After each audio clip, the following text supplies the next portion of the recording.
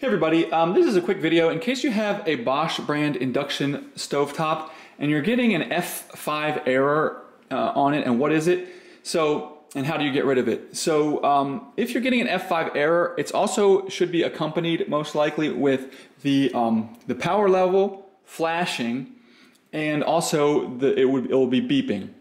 And the reason this is happening is that you've probably got a pan or a pot close to the control panel, and the heat is risking damaging that stuff.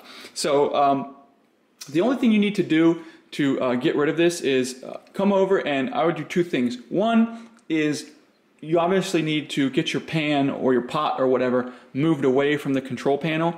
But because it was at risk of overheating, for safety's sake for your cooktop, the best thing to do at that point is just, if you can do this, turn it off and just let it cool down completely, and then turn it back on, and then continue cooking, making sure that you don't get anything hot near the control panel, because it can damage the electronics and ruin your cooktop.